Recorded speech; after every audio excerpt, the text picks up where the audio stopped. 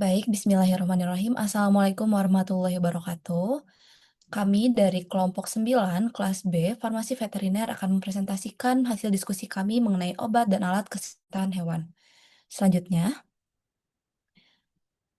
ada anggota kelompok kami, terdiri dari Halfizah Azkia, Siti Nazwa Alisya, Fani Handayani, Dewi Nanda Ulia, dan Anissa Rahma. Selanjutnya, ada hierarki Kementerian Pertanian yang akan disampaikan oleh Halfizah. Baik, struktur ini menunjukkan hierarki dalam Kementerian Pertanian yang berfokus pada bidang peternakan dan kesehatan hewan. Di tingkat atas terdapat Kementerian Pertanian yang diatur dalam Permentan Nomor 19 Tahun 2022. Di bawahnya terdapat Direktorat Jenderal Peternakan dan Kesehatan Hewan atau Ditjen PKH yang diatur dalam Permentan Nomor 26 Tahun 2021. Ditjen PKH ini membawahi dua bidang utama, yaitu bidang keprofesian dokter hewan dan bidang sediaan veteriner.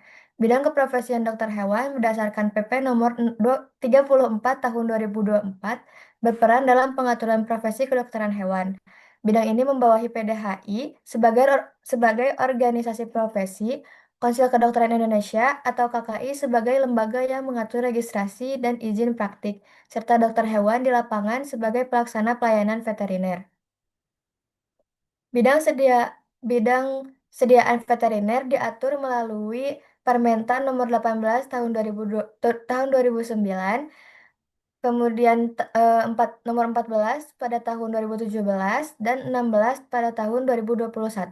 Bidang ini membawahi Direktorat Kesehatan Hewan, Subdirektorat Obat Hewan, BBPMSOH atau Balai Besar Pengujian Mutu dan Sertifikasi Obat Hewan serta Balai Veteriner di berbagai wilayah. Kedua bidang tersebut memiliki keterkaitan erat dalam mendukung pengawasan profesi, mutu obat hewan, dan kesehatan hewan secara nasional. Seluruh fungsi ini berujung pada pelayanan dan pengawasan yang berdampak langsung bagi industri obat hewan, para peternak, serta masyarakat luas. Untuk selanjutnya, kita akan membahas mengenai obat dan alat kesehatan hewan. Yang pertama kita akan bahas dulu obat. Jadi obat hewan itu sediaan yang digunakan untuk hewan dengan tujuan itu untuk mencegah, menyembuhkan, mengurangi serta mendiagnosis penyakit atau memulihkan maupun mengubah fungsi fisiologis tubuh hewan.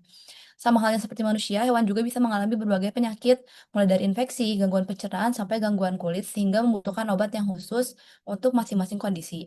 Nah, berikut ada jenis-jenis obat hewan yang cukup beragam, di antara ada antimikroba untuk mengatasi infeksi bakteri, antihelmintik untuk membasmi cacing atau parasit di tubuh hewan, antiinflamasi atau analgesik untuk mengurangi nyeri dan peradangan, vaksin dan produk biologik untuk pencegahan penyakit, dan juga suplemen atau pelengkap untuk menjaga daya tahan tubuh dan produktivitas hewan. Nah, semua obat hewan ini harus memenuhi standar CPOHB atau cara pembuatan obat hewan yang baik, supaya obat yang dihasilkan aman, berkhasiat, dan berkualitas. Selanjutnya, Selanjutnya kita akan membahas ke alat alat kesehatan hewan atau Alkeswan. Alkeswan ini adalah alat, mesin atau instrumen yang digunakan dalam kegiatan diagnosis, terapi pencegahan maupun pemeliharaan kesehatan hewan. Contohnya ada alat diagnostik, dia seperti termometer, stetoskop, atau USG untuk memeriksa kondisi tubuh hewan, atau alat terapeutik seperti spuit, infuset, atau nebulizer yang digunakan saat memberikan pengobatan. Kemudian ada alat bedah seperti pisau bedah, pinset, atau benang operasi yang dipakai saat tindakan medis pada hewan. Selain itu juga ada alat bantu di peternakan seperti mesin perah susu dan automatic feeder untuk membantu perawatan hewan ternak. Nah, semua alat kesehatan hewan itu harus terdaftar dan lulus uji mutu sesuai dengan Peraturan Menteri Pertanian Nomor 139 Tahun 2014 supaya penggunaannya aman, efektif, dan tidak membahayakan. Selanjutnya akan disampaikan oleh Fani Handayani. Selanjutnya, ada daftar obat ekstra label, di mana pengertiannya yaitu penggunaan obat di luar ketentuan label resmi, misalnya dari segi spesies hewan, dosis, rute pemberian, atau indikasi, termasuk penggunaan obat manusia untuk hewan apabila tidak ada obat hewan yang disetujui untuk indikasi tersebut. Contoh obat hewan ekstra label yaitu ada antibiotik seperti amoxicillin, doxycycline, enrofloxacin yang berfungsi untuk infeksi bakteri pada unggas dan hewan kecil. Selanjutnya ada antiparasit seperti ivermectin dan albendazole yang digunakan pada sapi, kambing, kucing, dan anjing untuk mengatasi cacing saluran cerna, serta ektoparasit seperti kutu dan tungau. Selanjutnya ada antiinflamasi dan analgesik seperti meloxicam, ketoprofen, serta paracetamol yang sering diberikan pada anjing, kucing, dan kuda untuk mengurangi nyeri, demam, dan peradangan.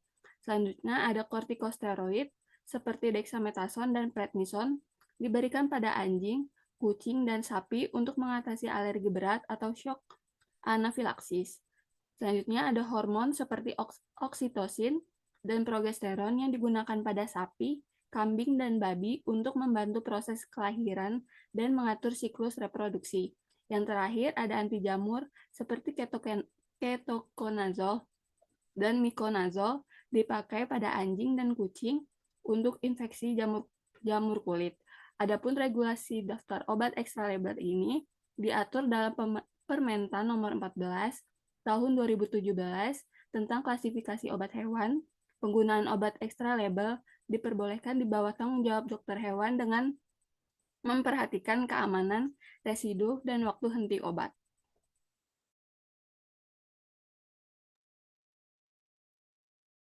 Selanjutnya yaitu peranan seorang farmasis dalam bidang farmasi veteriner. Di sini ada 4 aspek, di mana yang pertama itu pengadaan dan distribusi obat. Di mana di sini tugasnya itu untuk menjamin ketersediaan obat hewan yang aman dan bermutu di apotek atau klinik.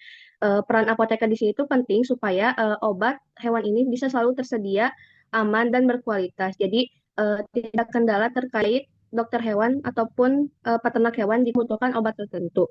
Kemudian ada peracikan dan formulasi obat, di mana ini tuh untuk menyesuaikan bentuk dan dosis obat agar sesuai dengan kebutuhan hewan. Karena pada dasarnya kebutuhan hewan itu berbeda dengan manusia, sehingga apoteker di sini bisa membantu menyesuaikan bentuk dan dosis obat supaya lebih aman dan efektif untuk digunakan pada hewan. Kemudian ada edukasi dan konsultasi, di mana tugasnya itu untuk memberikan informasi penggunaan obat, interaksi, dan efek samping kepada pihak terkait. Di mana di sini juga apoteker bisa menjadi sumber informasi yang baik untuk dokter hewan maupun pemilik hewan. Selanjutnya ada pengawasan dan keamanan obat, di mana tugasnya itu untuk memastikan obat hewan memenuhi standar keamanan, efektivitas, dan regulasi.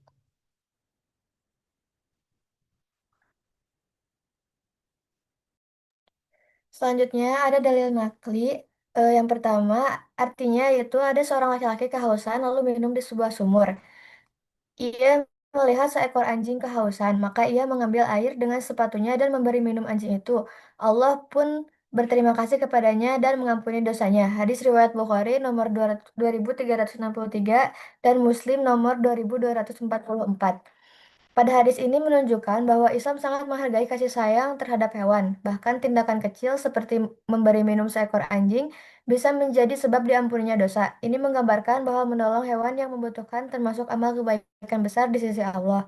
Dalam konteks farmasi veteriner, memberikan pengobatan dan perawatan kepada hewan yang sakit juga merupakan bentuk kasih sayang dan bisa menjadi amal ibadah berpahala bila dilakukan dengan niatnya. Kemudian, pada dalil yang kedua, pada hadis riwayat Abu Dawud nomor 4941 dan Tirmizi nomor 1924 yang artinya orang-orang yang penyayang akan disayangi oleh Allah yang Maha Penyayang. Sayangilah makhluk yang ada di bumi, niscaya yang di langit akan menyayangimu. Pada hadis ini juga menegaskan bahwa kasih sayang kepada semua makhluk, termasuk hewan dan lingkungan, adalah cermin rahmat Allah dalam diri manusia. Semakin kita menyayangi sesama makhluk, maka semakin besar kasih sayang Allah kepada kita. Dalam bidang farmasi dan kesehatan hewan, sikap kasih sayang ini tercermin dalam etika profesi, yaitu memperlakukan hewan dengan lembut, tidak menyakiti, dan menolongnya dengan ilmu yang dimiliki. Baik, cukup sekian presentasi yang dapat kami sampaikan. Semoga apa yang kami sampaikan dapat bermanfaat untuk kita semua. Wabillahi taufiq wa hidayah. Wassalamualaikum warahmatullahi wabarakatuh.